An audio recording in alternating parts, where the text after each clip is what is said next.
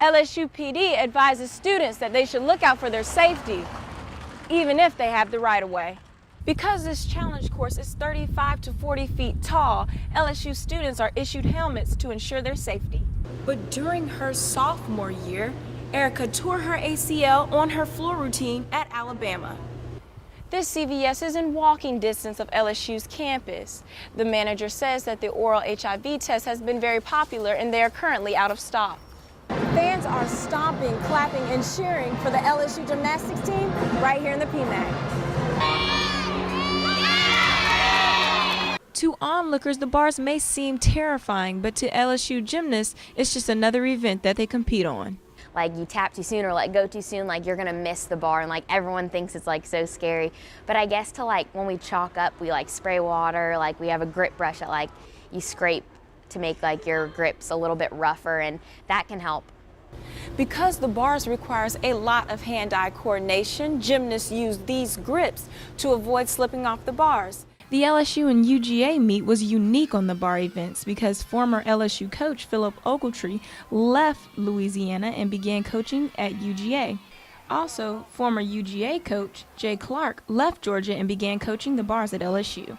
Georgia gymnast Chelsea Davis says that the Gym Dogs wanted to focus on their team average. I don't feel any different.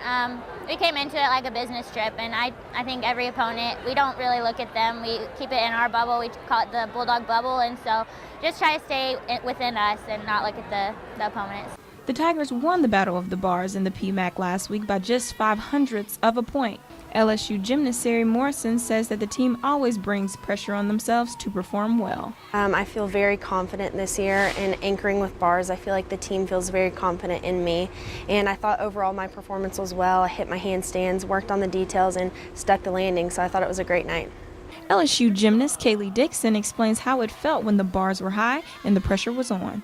It was good pressure this meet because we wanted to do it for Jay. We wanted to hit our bar routines because we are that good and we hit our bar routines in practice. So what's any different than in the PMAC with judges judging you?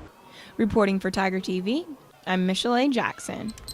Okay, as simple as that. Most students hope for positive results on their tests, but Sharon DeQueer describes having a positive result on an HIV test. The experience was, devastating because just like everyone else, the first thing you think of is, okay, I'm gonna die. She now works as a program coordinator for the prevention of HIV and AIDS. She says keeping it a secret and being depressed wasn't helping anyone.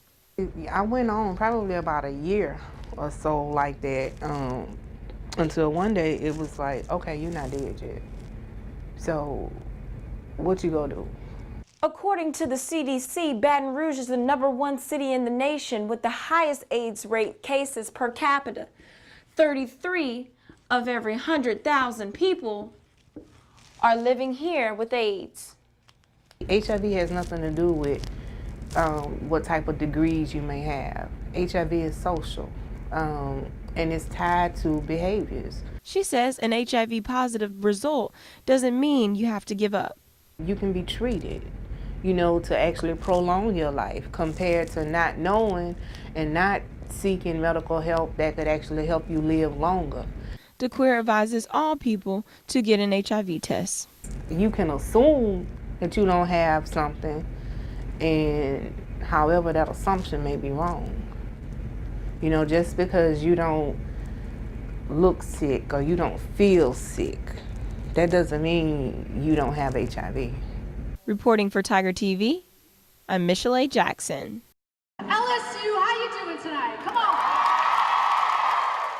The E! News anchor and cancer survivor Juliana Rancic flew down to the Bayou to talk about leadership and ethics. When I go to the gym in the morning and I leave, I say I'm grateful for my legs, that I could run on the treadmill today, and that I felt strong. If you literally say what you're grateful for, not material things, but what you're grateful for, it's amazing how things just start coming back to you.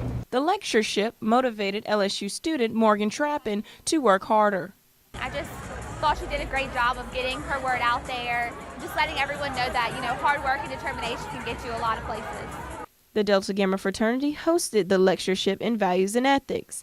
This is an example of the Greek leadership opportunities that attract many young women to join LSU Greek organizations. This year, more than 1,000 ladies participated in sorority recruitment to be a part of Sorority Row. Miller Hall residential assistant Kim Allen says positive connections she's seen from freshmen joining sororities. I think it gives them a group of people to transition with, and I think positively it does give them a base group of friends and a connection already. Rancic advises students to work hard now and in the future because they never know who's watching. Give it your all, you know, and just make a good impression, you know, and it sounds so simplistic, like it sounds like the most ridiculous advice ever, but I can't tell you how often it doesn't happen that way. Freshman Kappa Delta Catherine Estopinal says she admires the hard work of the older girls in her sorority. A lot of girls in the sorority have like 4.0s, and so that helps you, you know, like you want to push and like they get recognized in the sorority, so like you want to push yourself to like get recognized. Reporting for Tiger TV, I'm Michel'le Jackson.